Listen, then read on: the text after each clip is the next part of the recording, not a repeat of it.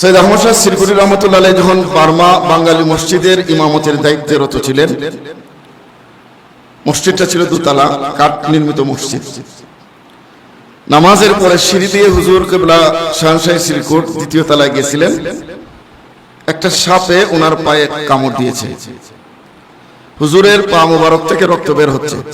তো খাদিম যে হুজুরের সামনে দাঁড়িয়ে প্রশ্ন করতেছে, আফসোস করতেছে। তো হুজুর কিবলা বলছিলেন, মেরে हालत तुम मत पूछो, जो सांप मुझे दसा इसका हालत तुम जाकर देखो, उसका हालम क्या है। তুমি আমাকে নিয়ে চিন্তা করো না, আমার যে সাপে কামড় দিয়েছে ওই সাপটা কি অবস্থা আছে যায় দেখো। তো উনি যায় দেখতেছেন মুরুগ জব করলে যেরকম জমিনে লাফায়, এই সাপটা লাফাইতে মাটাতে আসার দিতে দিতে সেখানে মারা গেছে।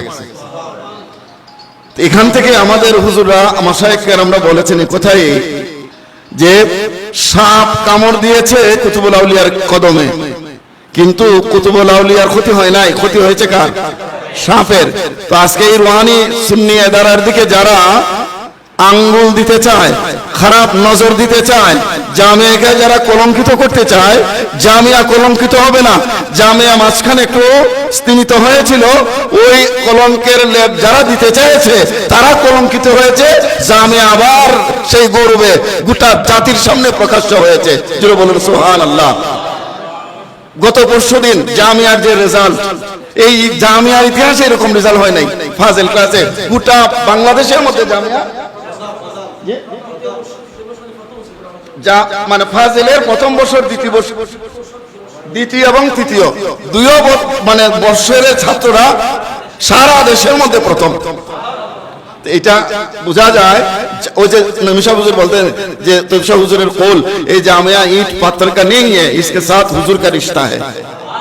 দুই নম্বর যে কথাটা আমি আপনাদের কাছে রাখতে চাই, যারা আমরা তরিকতপন্থী হয়েছি আলহামদুলিল্লাহ, আমরা সবাই বলি আলহামদুলিল্লাহ। আর যারা এখনো তরিকতের দীক্ষা নেন না, আমি অনুরোধ করবো আপনারা আল্লাহর যে কোনো মহান ওলির ছায়ায় আশ্রয় নেন। কারণ এই নিসবত যে আপনাকে আমাকে কি পরিমাণ দামি করবে আর দুনিয়া আখিরাতের যে কি একটা সাহারা হবে, এটা বোঝানো বড় মুশকিল। হযরতে আবু বকর শিবলি রহমাতুল্লাহ আলাইহি আমাকে একটা বই দিয়েছেন ফাউন্ডেশন থেকে, আমি আনছি রমজানে। এটা আমি প্রতিদিন পড়ি, এটা পড়লে আমার ঈমান তাজা হয়, রূহের খোরাক হয়। আবু বকর শিবলি দেখতেছেন ফেরেশতারা জান্নাতীদের লিস্ট তৈরি করতেছে। কাদের লিস্ট? তো আবু বকর শিবলি তো অনেক বড় দরজার ওলি, উনি আমাদের সিলসিলার মাশায়েখ। তো উনি খুঁজতেছেন, তো যিনি লিখতেছেন উনি বলতেছেন, আবু বকর শিবলি তোমার নাম নাই, তোমার নাম জান্নাতীদের লিস্টে নাই। তো উনি বলতেছেন, এ ফেরেশতা ঠিক আছে আমি জান্নাতীদের খাতিরে নাই, কিন্তু যারা জান্নাতী আমি তাদেরকে ভালোবাসি, এটা লিখে দাও।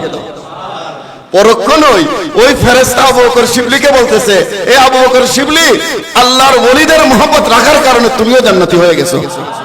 এই জন্য আরবিতে একটা কথা আছে, ওহিব্বুস সালিহিন ওয়ালাস্তু মিনহু। আমরা আউলিয়া কেরামকে মহব্বত করি, কিন্তু আমরা ওলি হতে পারি না। এই যে মহব্বতের একটা দাবি, এই দাবিটাই আমাদের নাজাতের ওসিলা। আল্লাহ কবুল করতেন, আল্লাহুম্মা আমিন।